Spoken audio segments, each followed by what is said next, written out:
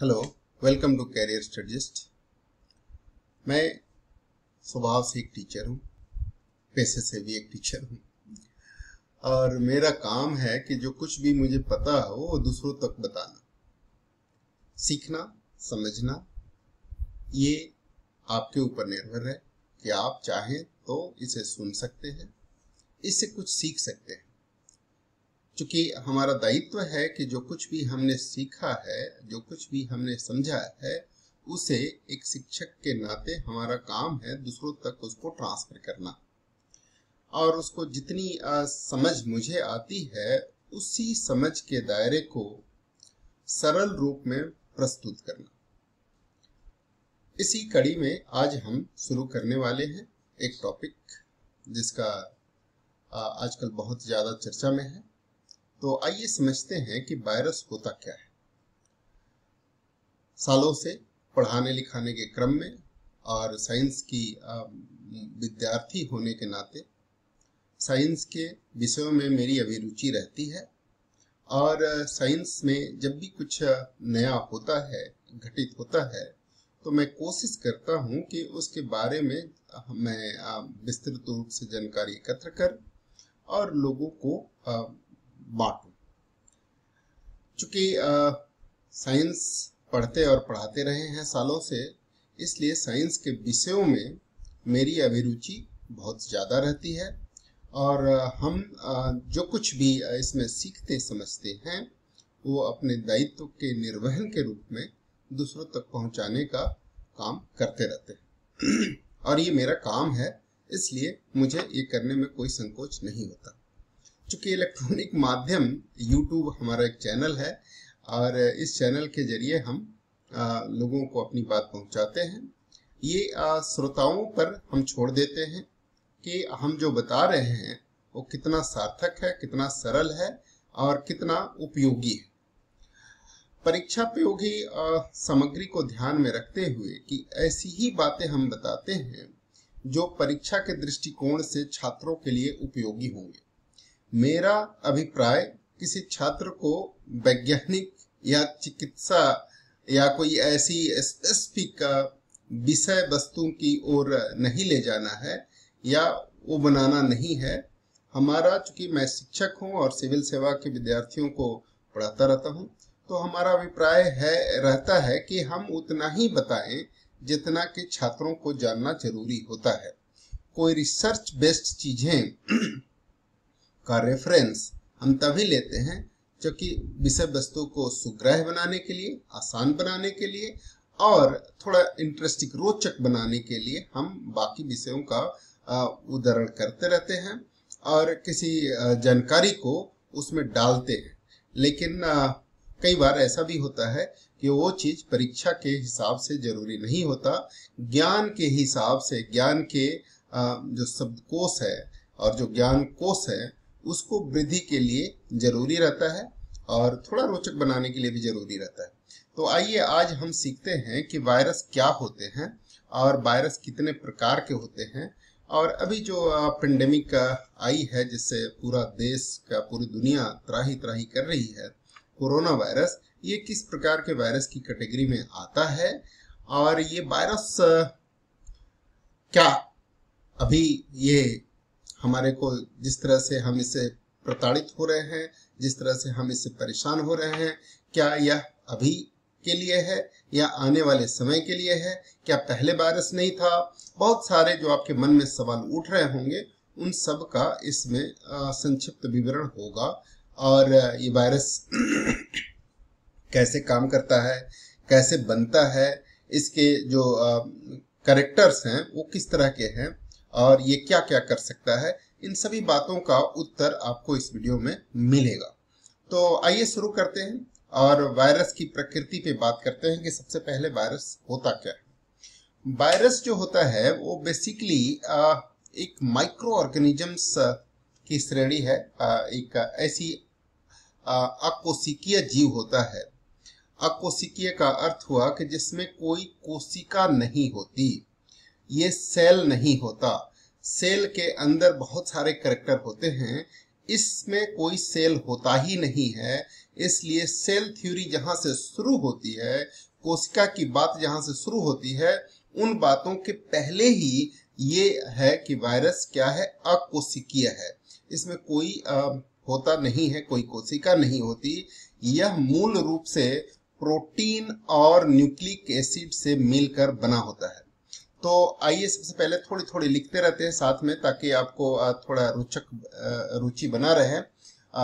Virus क्या होता है, और वहां से हम शुरू करते हैं। वायरस हिंदी में इसको कहते हैं विषाणु। चूंकि हम बेसिकली ये बना रहे हैं वीडियो हिंदी माध्यम के छात्रों के लिए, इसलिए हम हिंदी के शब्दों का थोड़ा प्रयोग करेंगे। विषाणु विषाणु क्या होता है? यह एक, आप लिखते जाएं साथ में, अकोशिकीय सूक्ष्म जीव होता है। सूक्ष्म जीव, माइक्रो ऑर्गेनिजम्स, अति सूक्ष्म जीव कह सकते हैं इसको। अति सूक्ष्म जीव की श्रेणी में रख सकते हैं, जिसको हम सिर्फ इलेक्ट्रॉन माइक्रोस्कोप से देख सकते हैं। अति सूक्ष्म जीव होता है, ठीक है, अति सूक्ष्म जीव होता है जो प्रोटीन तथा न्यूक्लिक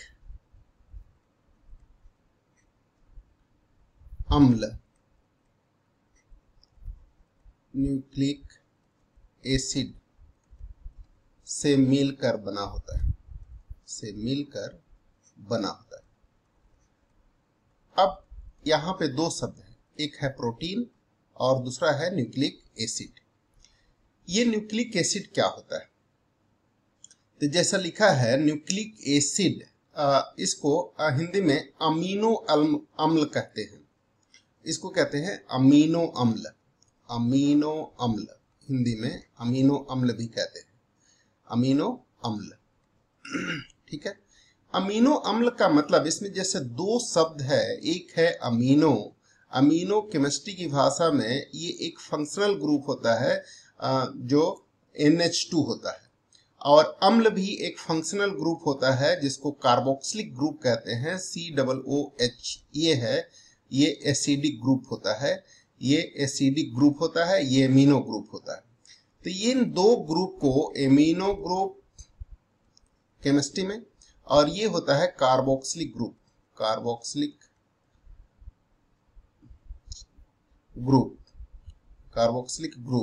ठीक है। ये दो ग्रुप इसमें बने होते हैं। यानी एमिनो एसिड जो है वो बेसिकली किससे बना होता है? तो एमिनो एसिड में ये दो चीजें तो होती है। तो ये जो बना होता है एमिनो अम्ल, ये कार्बन, हाइड्रोजन, नाइट्रोजन और ऑक्सीजन के संयोग से बना होता है। ये सब वातावरण में पाया जाता है। अमीनो अम्ल कार्बन C, नाइट्रोजन N, है ना, और ऑक्सीजन O, ठीक है, और हाइड्रोजन H, इन चारों से मिलकर बना होता है। किस तरह से बना होता है? एमिनो अम्ल का फॉर्मूला जो होता है, इसका एक सूत्र होता है, एक कैरेक्टर होता है, एक सीरीज होती है, जो किस तरह का होता है। यहाँ पे एमिनो अम्ल की बात अगर हम करें तो जैसा कि कार्बन के साथ ये नाइट्रोजन, ऑक्सीजन, हाइड्रोजन जुड़े हुए होते हैं। किस फॉर्म में जुड़े होते हैं कि यहाँ पर एक कार्बन है तो इसमें ये डबल बॉन्ड के साथ ऑक्सीजन जुड़ा होता है, फिर एक ऑक्सीजन यहाँ पे जुड़ा होता है, और फिर हाइड्रोजन जुड़ा होता है इसके साथ। तो ये है एक का। दूसरा क्या है कि दूसरे कार्बन के साथ, जो दूसरा कार्बन होता है उसके साथ एक हाइड्रोजन जुड़ा होता है। एक alkyl group, R alkyl group को कहते हैं। अल्काइल ग्रुप ये आप जानते होंगे, ये जनरली आर हम इससे रिप्रेजेंट करते हैं, CH3C2H5, यानी जिस अल्केन ग्रुप में से एक हाइड्रोजन हटा दिया जाए उसको अल्काइल ग्रुप कहा जाता है। इसकी एक लंबी चेन होती है, और इसी चेन की अलग अलग चेन के जुड़े रहने की वजह से अलग अलग तरह के होते हैं एमिनो एसिड। अब एक नाइट्रोजन है, और नाइट्रोजन में दो हाइड्रोजन जुड़े होते हैं, एक H, ये NH2 ग्रुप बनाता है। ये पूरा का पूरा NH2 ग्रुप बनाता है। नाइट्रोजन के 5 आउटर मोस्ट ऑर्बिट में इलेक्ट्रॉन होते हैं, 3 उनमें और की जरूरत होती है, तो ये 3 कोवैलेंट बॉन्ड इनके साथ बनाता है। ये कार्बन के साथ ये 4 वैलेंसी पूरी हो रही है। इस कार्बन के भी 4, 2 एक 3 एक 4 पूरे हो रहे हैं। ये ऑक्सीजन को 2 चाहिए तो 2 इधर पूरे हो रहे हैं, हाइड्रोजन को 1 चाहिए। यानी इसमें क्या है कि एक ये ग्रुप जो है, ये पूरा का पूरा ग्रुप, इसको हम कहते हैं एसिडिक ग्रुप। ये पूरा COOH एसिडिक ग्रुप है। और ये है एमिनो ग्रुप। ये दोनों ही जुड़ा हुआ है एमिनो और एसिड, इसलिए पूरा नाम है एमिनो एसिड। ये जो चीज आपको दिख रहा है, ये R जिसको हम कहें अल्काइल ग्रुप, इसमें अलग अलग तरह के हजारों लाखों कंपाउंड हो सकते हैं। और ये CnH2n+1 फॉर्म के होते हैं, यानी जैसे CH3, C2H5 इस तरह के होते हैं। और ये सब इसमें जितने जुड़ेंगे कि लंबी श्रृंखला इनकी जुड़ी होती है, और इस तरह से ये अल्काइल ग्रुप जुड़ने से एमिनो अम्ल बनाते हैं। ठीक है ना। तो ये एक एमिनो एसिड जो है, अभी तक बहुत सारे प्रकार के एमिनो एसिड पता है हमें, और उनमें से तकरीबन 20-22 ऐसे एमिनो एसिड हैं जो हमारे शरीर में पाए जाते हैं।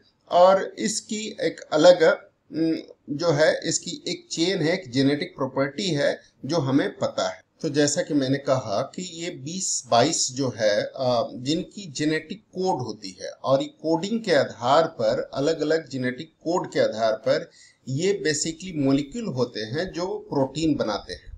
तो प्रोटीन न्यूक्लिक एसिड से ही बनता है। प्रोटीन जो भी बनता है वो न्यूक्लिक एसिड से बनता है। और इसकी अलग अलग चेन है जिसमें अलग अलग तरह के जो अल्काइल ग्रुप्स जुड़ते हैं। इसकी एक लंबी चेन होती है, और जितने लंबी चेन होगी उतने डिफरेंट तरह के अमीनो एसिड बनेंगे। तो अभी तक हमारे पास जो जानकारी है, लगभग अभी पूरे विश्व में जो जानकारी है वो 500 से ज्यादा एमिनो एसिड के बारे में पता लगाया जा चुका है। लेकिन उन 500 से ज्यादा तरह के एमिनो एसिड में से 20 पहले थे, अब 2 और बढ़ गए। 22 जो एमिनो एसिड है, इनके बारे में, इनके जेनेटिक कोड 20 के जेनेटिक कोड हैं, 2 और सब्सिडियरी माने गए हैं।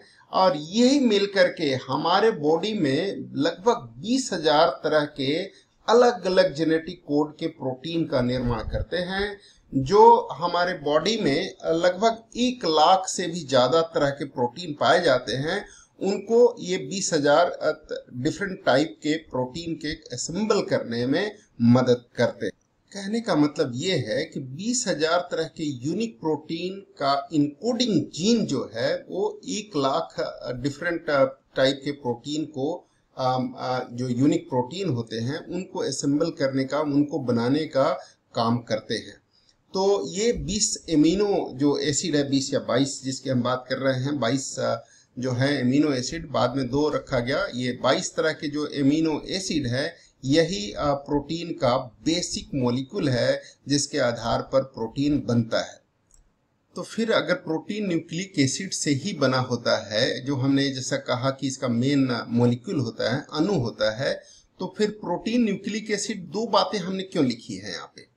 प्रोटीन में basically nucleic acid main component होता है, और इस मेन कंपोनेंट के अलावा प्रोटीन में कुछ और भी पदार्थ मिले होते हैं। प्रोटीन में बेसिकली प्रोटीन बना होता है उसका, जैसा कि हमने कहा, प्रोटीन में अमीनो अम्ल के अलावा, अमीनो अम्ल के अतिरिक्त कुछ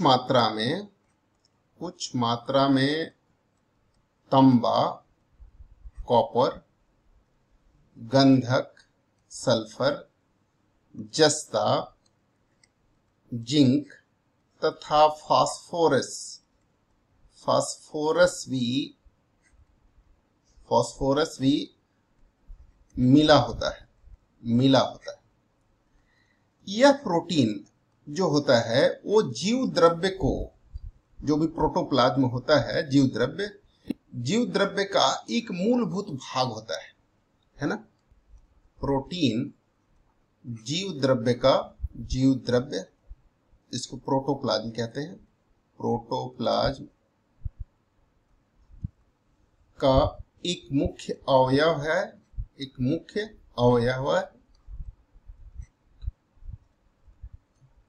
है जो जैविक क्रियाओं के लिए आवश्यक होता है। जैविक क्रियाओं के लिए आवश्यक होता है। ठीक है, आवश्यक होता है। इसमें जैविक क्रियाओं में जीव की मेंटेनेंस, जो मेटाबॉलिक एक्टिविटीज होती है, चाहे जीवन की वृद्धि होती है, चाहे कुछ भी होता है, किसी भी प्रकार की जैविक क्रियाओं के लिए आवश्यक होता है। यह बात आप समझ चुके होंगे। तो प्रोटीन अमीनो अम्ल से इसलिए अलग है।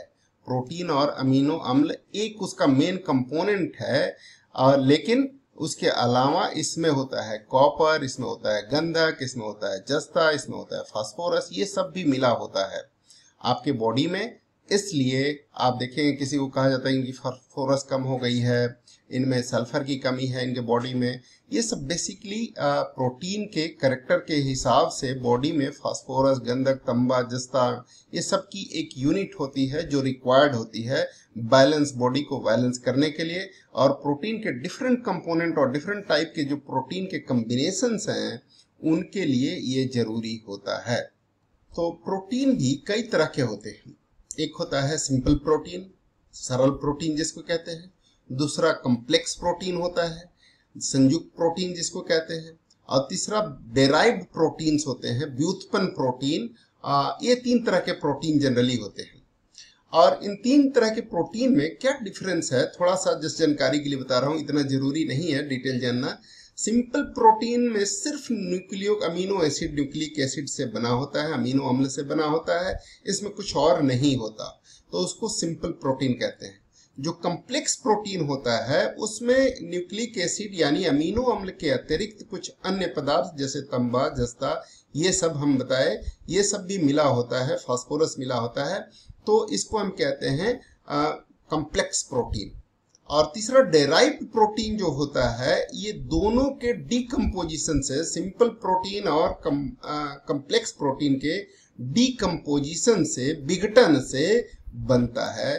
ये प्रोटीन डेराइव्ड प्रोटीन कहलाता है। डेराइव्ड का मतलब ही होता है कि एक दूसरे से बनाया गया, डेराइव किया गया, निकाला हुआ। तो ये जो सिंपल प्रोटीन और कॉम्प्लेक्स प्रोटीन होता है, इसके विघटन से ये प्राप्त होता है। तो ये 3 तरह के प्रोटीन होते हैं। ये जानकारी के लिए सिर्फ बताया, इसकी इतनी ज्यादा जरूरत आपको नहीं है।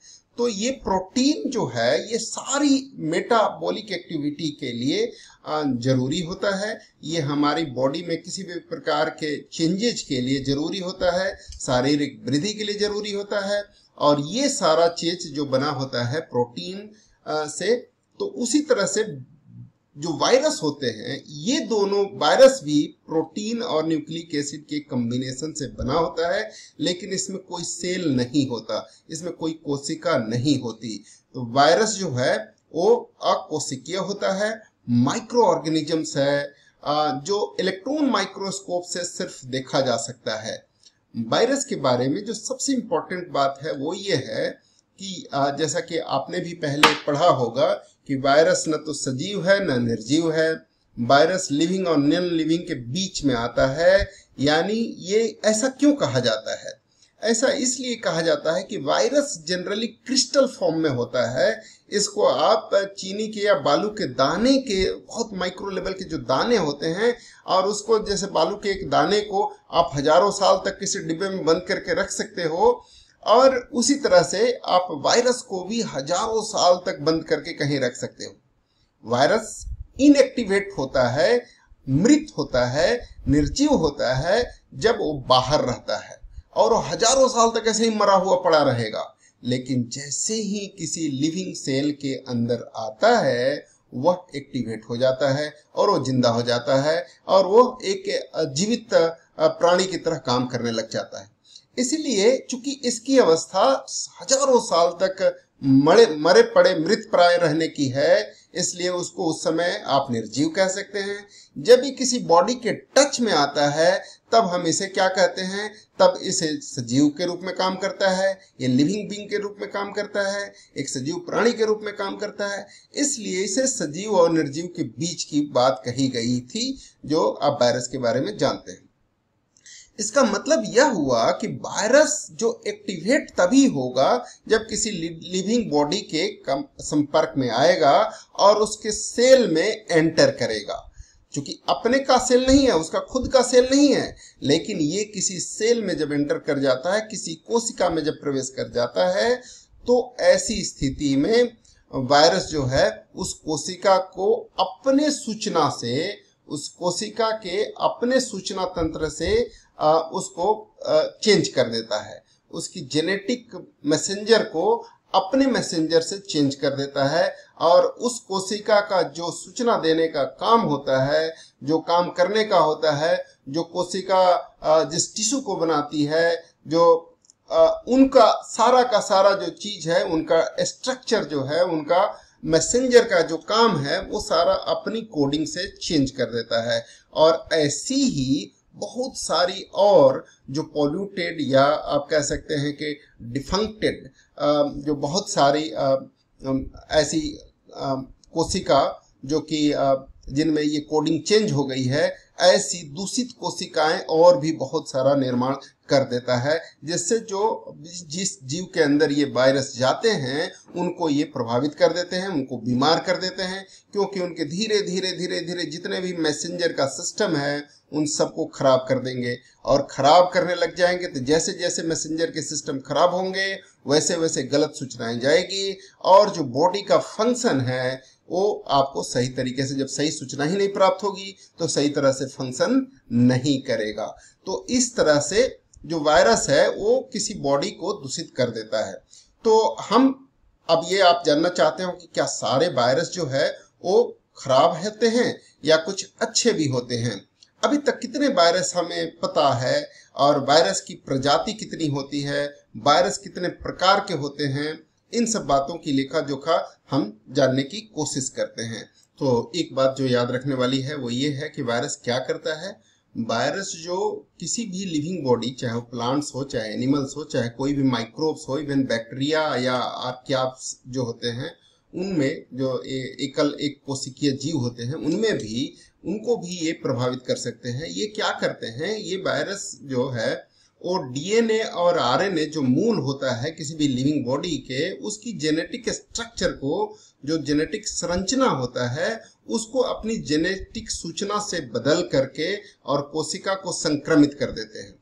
और ऐसी ही संक्रमित कोशिकाएं बार बार पुनरुत्पादन करते रहते हैं, जिससे बहुत सारी ऐसी संक्रमित कोशिकाएं जन्म ले लेती हैं और जीव को बीमार कर देती हैं। यानी वायरस बेसिकली करता क्या है, हार्मफुल क्या है, कि ये जो डीएनए और आरएनए जो बॉडी का मेन जो हमारी जीन जेनेटिक स्ट्रक्चर है, उनको अपनी जेनेटिक इंफॉर्मेशन से सब्स्टिट्यूट कर देता है, बदल देता है, जिससे वह कोशिका जो होती है वो क्या होती है, वो संक्रमित हो जाती है और ऐसी और संक्रमित कोशिकाओं का निर्माण करता है। तो ये बात आप समझ गए हैं कि वायरस क्या करता है। इस बात को लिख लिया जाए, थोड़ा सा बेहतर रहेगा। वायरस विषाणु किसी भी जीव के डीएनए एवं आरएनए के जेनेटिक संरचना को अपनी जेनेटिक सूचना से बदल देता है, जिससे कोशिका संक्रमित हो जाती है, इन्फेक्टेड हो जाती है, संक्रमित हो जाता है और यह ऐसे ही संक्रमित कोशिकाओं का पुनरुत्पादन करता है, पुनरुत्पादन करता है। ठीक है, ये बात आपको ध्यान रखनी चाहिए। सबसे पहले वायरस के बारे में 1796 में एडवर्ड जेनर एक साइंटिस्ट थे, जिन्होंने ये पता लगाया कि चेचक जो उस समय होता था, जिसको आप पॉक्स कहते हैं, बड़ी माता छोटी माता इस तरह का, मीजल्स, ये वायरस की वजह से होता है। ये बताया कि चेचक विषाणु के कारण होता है, चेचक विषाणु के कारण होता है, यानी वायरस के कारण होता है, विषाणु के कारण होता है। और ये पता लगाया उन्होंने, और इसका इन्होंने टीका भी बनाया होता है। इसका उन्होंने क्या बनाया? टीका बनाया। इसका टीका भी उन्होंने बनाया, टीका जो वैक्सीन जिसको आप कहते हैं, वैक्सीन बनाया। ठीक है, उसके बाद ये एनिमल वायरस था। उसके बाद प्लांट वायरस के बारे में पता किया गया 1892 में फिर से जो एक रूसी बोटनिस्ट थे, वनस्पति शास्त्री थे, उन्होंने इवानोवस्की जो थे, इन्होंने बताया कि जो तंबाकू में रोग होता है वो एक वायरस की वजह से होता है। तंबाकू यानी खैनी जिसको हम कहते हैं, तंबाकू, उसके पत्ते पे एक स्पेशल दाग हो जाता है जो बीमारी के कारण होता है, वायरस के कारण होता है। उसका उन्होंने नाम रखा टोबैको मोजैक वायरस। मोजैक रोग होता है वो तंबाकू में, और उस रोग को जो जनित करने वाला विषाणु होता है, उस विषाणु का नाम रखा टोबैको मोजैक वायरस नाम रख दिया इसका। ठीक है ना, टोबैको मोजैक वायरस नाम रखा गया। तो वायरस ये तो हो गई कि भाई प्लांट में भी वायरस होता है और एनिमल में भी वायरस होता है, वायरस कहीं से भी आ सकता है। अब सवाल हमारा ये है कि क्या सभी वायरस हमारे लिए हानिकारक होते हैं या कुछ फायदेमंद भी होते हैं? तो विषाणु को अगर हम अभी तक जितने हमें विषाणु पता है, वो कितने पता है, लगभग अभी तक विषाणुओं की जो प्रजाति है वो 6590 से भी ज्यादा तरह के विषाणु हमें पता है। इतनी विषाणुओं की प्रजातियां अभी तक हमें पता है। 6590 से भी अधिक प्रकार के प्रजाति विषाणुओं की ज्ञात है हमें, ज्ञात है। ठीक है, अभी इतनी ज्यादा विषाणुओं की प्रजाति हमें ज्ञात है। 6590 प्रकार के विषाणुओं की प्रजाति हमें अभी तक ज्ञात है। ठीक है, इतनी प्रकार की प्रजाति ज्ञात है, जो बेसिकली आईसीटीवी एक संस्था होती है जो आईसीटीवी के द्वारा डिफाइंड है, यानी परिभाषित है। इतने तरह के विषाणु परिभाषित हैं। आईसीटीवी क्या होता है? ये एक संस्था है, ये है इंटरनेशनल कमिटी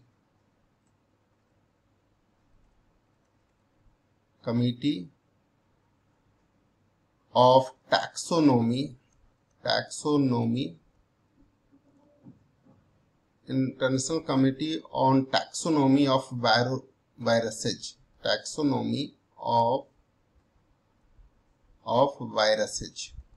ये होता है। ये एक संस्था है जो पूरी इंटरनेशनल कमेटी के आधार पे जिसने वायरस को डिफाइन कर रखा है। तो तरह तरह के वायरस की स्टडी की जा रही है। जो स्टडी किया जाता है उसको हम कहते हैं वायरोलॉजी।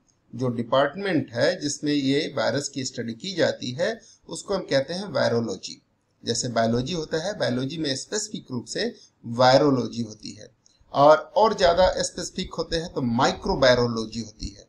और ज्यादा स्पेसिफिक किसी वायरस की स्टडी कोई करता है तो उसको कहते हैं माइक्रोबायोलॉजी। तो वायरोलॉजी, उसके अंदर माइक्रोवायरोलॉजी। एक एक वायरस की स्टडी करने में लोग अपनी जिंदगी लगा देते हैं और बहुत सारा मेहनत करने के बाद जिस तरह से नासा के वैज्ञानिक जो हैं वो हमारे अर्थ पे कौन कौन से एस्ट्रॉयड गिर सकते हैं फ्यूचर में और उनकी क्या क्या उनसे खतरा हो सकता है, उसी तरह से जितने भी जो प्लांट के बोटनिस्ट हैं और जो ये साइंटिस्ट हैं, जियोलॉजिस्ट हैं, ये सब लोग अलग अलग तरह के वायरस की खोज करते रहते हैं और उनकी स्टडी करते हैं कि ये किस तरह का होता है। तो मोटे तौर पे जो वायरस हम डिफाइन कर सकते हैं वो 3 तरह के वायरस को हम बता सकते हैं कि एक वायरस होता है animal virus, type of virus, ठीक है, टाइप्स ऑफ वायरसेज, वायरस के प्रकार, विषाणु के प्रकार 3 तरह के हो सकते हैं। और वो 3 तरह के कौन कौन से हो सकते हैं? एक होता है पादप वायरस, पादप विषाणु, प्लांट वायरस जैसा कि हमने कहा, टोबैको मोजाइक वायरस के बारे में कहा। एक होता है एनिमल वायरस, ठीक है, जंतु विषाणु,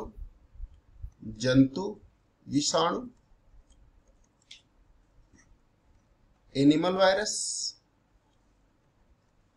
ठीक है। अच्छा, तीसरा जो होता है जैसे कोरोना है, ये एनिमल वायरस है, ठीक है ना, अभी हम बताएंगे इसके डिटेल प्रजाति के बारे में। तीसरा जो होता है उसको कहते हैं विषाणु भोजी। नाम से ही स्पष्ट है कि ये क्या है, ये भोजन करता है विषाणुओं का, लेकिन ये भी एक प्रकार का विषाणु ही होता है जो विषाणु भोजी, बैक्टीरियोफाज इसको कहते हैं, बैक्टीरियोफाज इसको कहते हैं, बैक्टीरियोफाज, ठीक है ना। ये भी एक प्रकार का विषाणु ही होते हैं, विषाणु भोजी। ये 3 तरह के होते हैं। ये क्या करते हैं कि जो हमारे बॉडी में खतरनाक विषाणु जो होते हैं उनको ये खा जाते हैं। वैक्सीन से हम ऐसे ही विषाणु भोजी वायरस का आविष्कार अपने बॉडी में करते हैं। जैसे कि अभी हम आगे डिटेल आपको वीडियो बनाएंगे तो बताएंगे कि कैसे ये काम करता है वैक्सीन।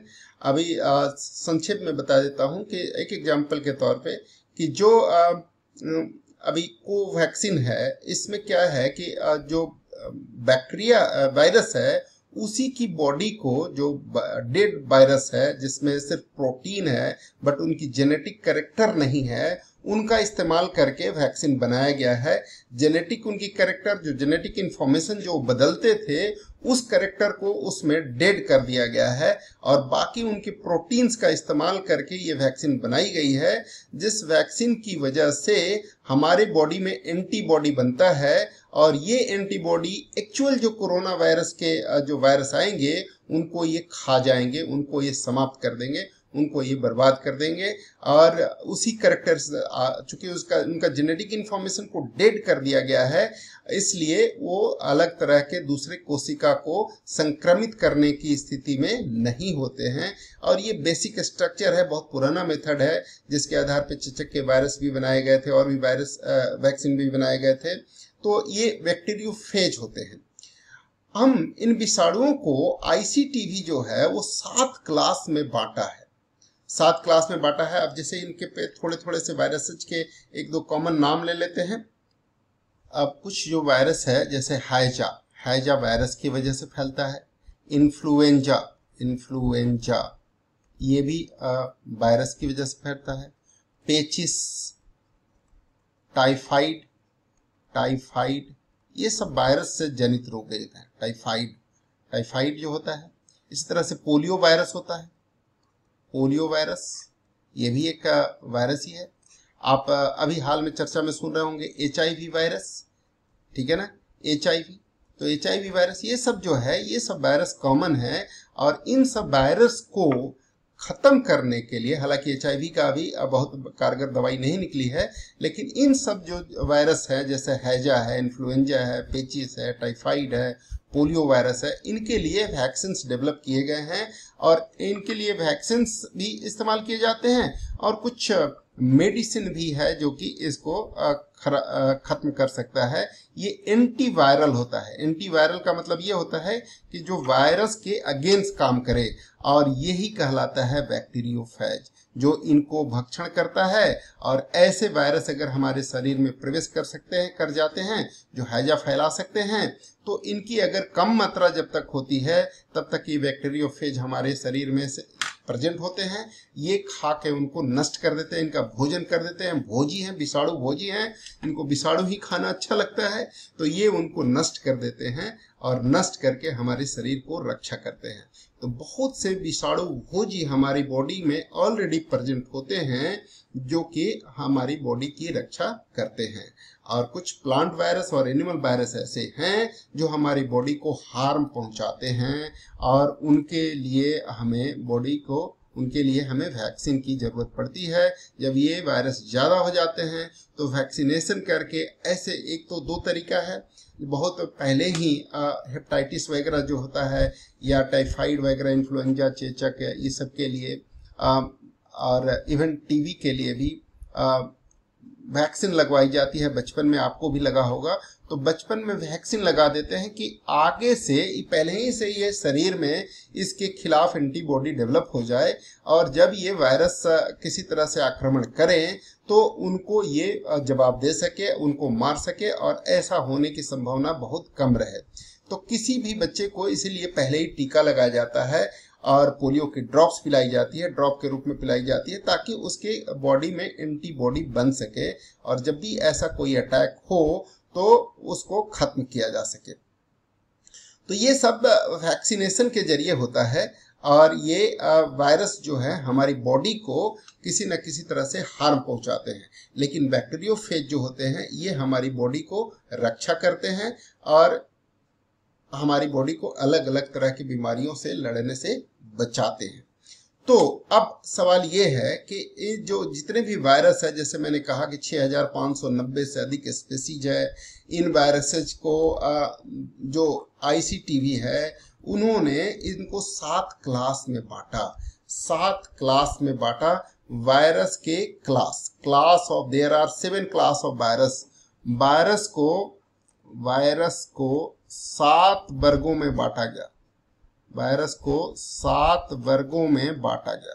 वर्गों में ICTV के अनुसार बांटा गया है। थोड़ी सी जानकारी और देता हूं, बांटा गया है, ठीक है। 7 तरह के वर्गों में बांटा गया। 7 वर्गों में बांटा गया वायरस को, 7 प्रकार के हैं। और इनमें वायरस को वर्गीकृत करते समय इस बात का पूरा ध्यान रखा गया है कि वायरस किस तरह के हैं। वायरस जो होता है ये अकोशिकीय होता है, तो या तो इसमें RNA होता है या इसमें DNA होता है। इसमें दोनों चीजें साथ में नहीं होती। जबकि कोशिकीय जीवों में क्या होता है, RNA और DNA दोनों होता है। तो वायरस में या तो RNA होता है या DNA होता है, और इस RNA DNA को जो है वो सिंगल स्ट्रैंडेड होता है और डबल स्ट्रैंडेड होता है। ये क्या होता है ये बताते हैं अभी आपको। और ये जो क्लास है उसमें अलग अलग ये नाम दिया गया है। ये 7 जो ग्रुप बांटा गया है उसमें double stranded DNA virus, single stranded DNA virus, ये सब नाम है। Double stranded RNA virus, double single strand RNA virus. Positive और निगेटिव सेंस होती है, ये सेंस होती है वायरस की। ये एंटी सेंस को निगेटिव कहते हैं, और पॉजिटिव मतलब सेंस होता है ये वायरस का। ये स्ट्रैंडेड क्या होते हैं और RNA DNA क्या होते हैं ये हम समझते हैं। और इसी में जैसे अलग अलग तरह के जो वायरस हैं उनमें वायरस के नाम कुछ एग्जाम्पल्स यहाँ दिए हुए हैं। इसी कैटेगरी में जो हमारा वायरस है वो एक कोरोना वायरस है। और कोरोना वायरस इनमें से कौन सी कैटेगरी का है जी? तो कोरोना वायरस इनमें से ये कैटेगरी है। ये देखिए, ये कोरोना वायरस है जो सिंगल स्ट्रैंडेड RNA वायरस है। ये RNA वायरस क्या होते हैं और DNA वायरस क्या होते हैं, ये अभी हमें समझने की जरूरत है कि ये DNA वायरस क्या होते हैं, RNA वायरस क्या होते हैं। RNA DNA का फुल फॉर्म क्या होता है, उसके आधार पे हम ये डिसाइड कर पाएंगे कि ये क्या होता है। और इस 7 क्लास में इतना आपको डिटेल नहीं जानना है, लेकिन हम ये बता रहे हैं कि ये सिंगल स्ट्रैंडेड और डबल स्ट्रैंडेड क्या होते हैं और RNA DNA वायरस क्या होते हैं, इसको अब हम सीखते हैं। कुछ डायग्राम की मदद लेते हैं और उस डायग्राम के जरिए समझने की कोशिश करते हैं। ये है सिंगल स्ट्रैंडेड, बेसिकली आप देख सकते हैं ये जो है सिंगल स्ट्रैंडेड डीएनए है। सिंगल स्ट्रैंडेड डीएनए है ना। डीएनए होता है डीऑक्सी राइबोन्यूक्लिक एसिड, ठीक है। ये देखिए राइबोन्यूक्लिक एसिड आरएनए को कहते हैं और डीऑक्सी राइबोन्यूक्लिक एसिड डीएनए कहलाता है। इसमें जो बेसिक कैरेक्टर होता है वो क्या है, सिंगल स्ट्रैंडेड और डबल स्ट्रैंडेड, ये कलर्स, ये अवस्था होती है। ये देखिए एक ही कलर है, एक तरह के कलर है इसमें, कहीं पे भी इसमें डबल कलर आपको नहीं दिखेंगे। ये रिप्रेजेंट करने के लिए सिंगल स्ट्रैंडेड। इसमें क्या है, इसमें देखिए आपके डबल कलर इसमें दिख रहे होंगे आपको, एक ये कलर है, एक ये कलर अलग है ना। इसी तरह से डबल स्ट्रैंडेड का मतलब ये होता है कि इनकी अवस्था, तो ये है सिंगल स्ट्रैंडेड डीएनए और ये है डबल स्ट्रैंडेड डीएनए, ठीक है। ये है डबल स्ट्रैंडेड डीएनए, ठीक है। तो ये है इस तरह से। अब आरएनए और डीएनए क्या होता है ये समझने की जरूरत है। इसी तरह से यहाँ पे जैसे कहा गया है कि सिंगल स्ट्रैंडेड, डबल स्ट्रैंडेड, ये देखिए single stranded DNA virus, double stranded RNA virus, single stranded RNA virus in positive sense and negative sense. तो पॉजिटिव निगेटिव मिलाकर के ये दो तरह के हो गए हैं, ठीक है ना। तो इस तरीके के ये वायरस जो है ये 7 कैटेगरी है, जिसमें से कोरोना वायरस जो अभी पेंडेमिक के रूप में हमारे पास आया है, इतनी महामारी के रूप में आया है। तो सिंगल स्ट्रैंडेड डीएनए होता है, डबल स्ट्रैंडेड डीएनए होता है, ये है आरएनए रिबोन्यूक्लिक एसिड का स्ट्रक्चर और ये है डीएनए। तो जो कोरोना वायरस है ये आरएनए है कि डीएनए है, तो कोरोना वायरस आरएनए स्ट्रक्चर का है और ये चूंकि सिंगल स्ट्रैंडेड है इसलिए ये बहुत ही ज्यादा भयावह स्थिति पैदा कर रहा है। ये single stranded positive RNA corona virus है, ये इसी तरह का है। इसमें या तो आरएनए है, इसमें सिर्फ आरएनए है, आरएनए टाइप का ये वायरस है जो हमारा कोरोना वायरस है। कोविड जो अभी कोरोना वायरस की बात कर रहे हैं, ये कोरोना वायरस जो है वो इसी तरह का है। तो आप अब इसके बारे में हम आगे डिटेल अभी पढ़ेंगे कि ये किस तरीके का काम करता है और क्या क्या इससे नुकसान होते हैं। लेकिन उससे पहले वायरस की एक स्ट्रक्चर कि इसमें बना हुआ है किससे, ये प्रोटीन से बना हुआ है और ये न्यूक्लिक एसिड से बना हुआ है। और कुल मिलाकर के वायरस का जो स्ट्रक्चर होता है, ये जो अभी कोरोना वायरस की बात कर रहे हैं या कोई भी वायरस जो होता है वो एक स्टडेड फॉर्म में होता है। तो ये जो है ये कैसे काम करता है, इसमें जो प्रोटीन होते हैं इस वायरस में, ये प्रोटीन यहाँ पे जैसे कोरोना वायरस का हमने एग्जांपल लिया है, ये इसमें स्टडेड होते हैं प्रोटीन। यहाँ पे ये सब प्रोटीन है जो स्टडेड है इसमें, और ये स्पाइक के रूप में है, ग्लाइकोप्रोटीन्स हैं, ये ग्लाइकोप्रोटीन्स हैं जो स्टडेड हैं इसके बाहर की ओर। और ये जो है न्यूक्लियो प्रोटीन है जो कि न्यूक्लियस का प्रोटीन, न्यूक्लियो प्रोटीन इसको कहते हैं, यही इसकी जेनेटिक इंफॉर्मेशन का सोर्स है। ये एक मेम्ब्रेन है जिस बाहर से है और ये जो है यही जेनेटिक इंफॉर्मेशन का सोर्स है।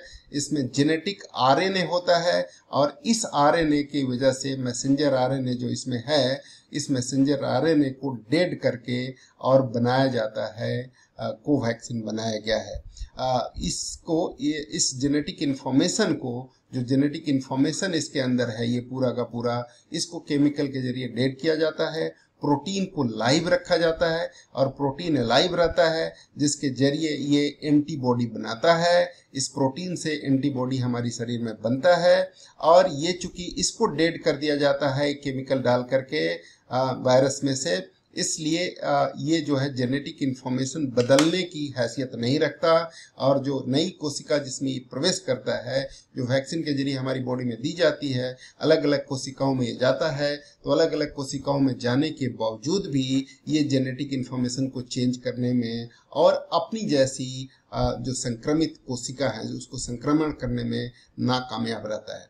लेकिन इसका जो प्रोटीन है वो काम करता रहता है और वो हमारी बॉडी में एंटीबॉडी डेवलप करता है। तो इस तरह से ये जो सार्स कोविड का जो वायरस है वो काम करता है और हमारे बॉडी में इस तरह से ये पैदा होता है। ठीक है ना। तो इस तरीके का जो बात है। अब बैक्टीरिया और वायरस में बेसिकली क्या अंतर है, थोड़ा सा मैं यहाँ पे बताना चाहूँगा कि बैक्टीरिया और वायरस में क्या फ़र्क है, जिससे कि लोग वायरस और बैक्टीरिया में अंतर समझ सकते हैं। अभी लोग क्या है कि बड़े धड़ाधड़ एंटीबायोटिक खाने शुरू कर दिए हैं, जिसको देखो वो जब से ये कोरोना आया है एंटीबायोटिक खाना शुरू कर दिया है।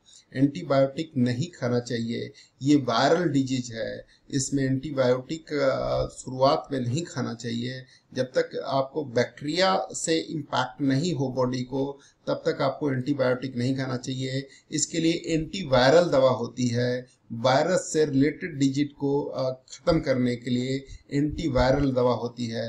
लेकिन पता नहीं क्यों अंधाधुंध लोग और डॉक्टर भी पहले से लोगों को एंटीबायोटिक देना शुरू कर देते हैं। एजिथ्रोमाइसिन और ये सब जो देख रहे हैं, ये सब क्या है, एंटीबायोटिक्स हैं जो पहले ही से लोग खाना शुरू कर दे रहे हैं। ये हमारी बॉडी को बहुत ही ज़्यादा खतरा पहुंचा सकता है आने वाले समय में, और किसी बड़े से बड़े एंटीबायोटिक का असर धीरे धीरे खत्म होता जाता है।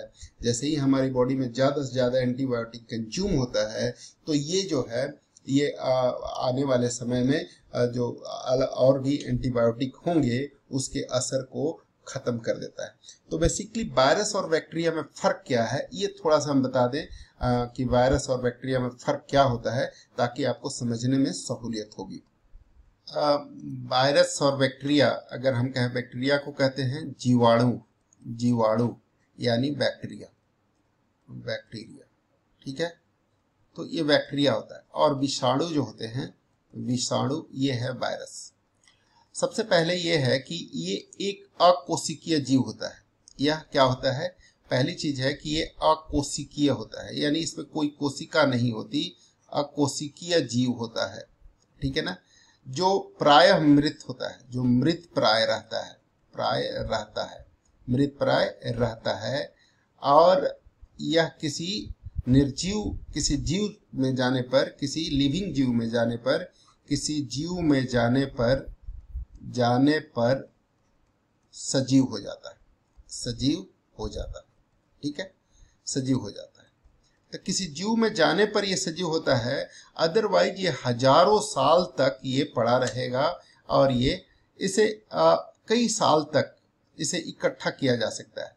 इसमें क्या होता है कि ये कोशिकीय जीव होता है, कोशिकीय जीव होता है, कोशिका से मिलकर बना हुआ जीव होता है, कोशिका से मिलकर बना हुआ जीव होता है, कोशिकीय जीव होता है। कोशिका से एक सिंगल कोशिकीय भी होता है, एक कोशिकीय होता है, बहुकोशिकीय भी होता है।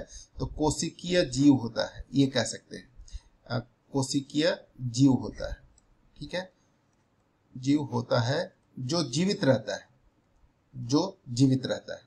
ये जीवित रहता है, ये जीवित नहीं भी रह सकता है, हजारों साल तक ऐसे ही पड़ा रह सकता है, ये हमेशा जीवित होता है। इसका संग्रह नहीं किया जा सकता, इसका संग्रह नहीं किया जा सकता, संग्रह नहीं किया जा सकता। जीव जो है इसका संग्रह नहीं किया जा सकता लंबे समय तक, ये चलता ही रहेगा। ये इसकी आयु होती है, ये मर भी सकता है, लेकिन इसका संग्रह नहीं कर सकते कि हजारों साल तक आप किसी बैक्टीरिया को पकड़ के रख दे और उसका संग्रह करें, ऐसा नहीं किया हो सकता, संग्रह नहीं किया जा सकता। जबकि इसको संग्रह किया जा सकता है, इसको क्रिस्टल के रूप में हजारों साल तक जमा किया जा सकता है, ठीक है ना। इसका संग्रहण किया जा सकता है, इसको संग्रह किया जा सकता है, संग्रह किया जा सकता है, किया जा सकता है। किसमें, क्रिस्टल के रूप में किया जा सकता है, इसमें संग्रह इसको किया जा सकता है, ठीक है। जो तीसरी बड़ी बात है वो ये है कि ये सुसुप्त अवस्था में, यानी जो फेज होती है, जो मरने टाइप का, सुसुप्त अवस्था में ये नहीं रह सकता, ये रह सकता है। ये मृत प्राय रह सकता है, लेकिन ये मृत प्राय रहेगा ही नहीं, जहां रहेगा वहां चलता रहेगा, वहां ये करता रहेगा। इसको हम सिंपल माइक्रोस्कोप यानी ऑप्टिकल माइक्रोस्कोप से देख सकते हैं, प्रकाशीय सूक्ष्मदर्शी से हम देख सकते हैं, सूक्ष्मदर्शी से देख सकते हैं, ठीक है, देख सकते हैं। इसको देखने के लिए इलेक्ट्रॉन माइक्रोस्कोप की जरूरत होती है।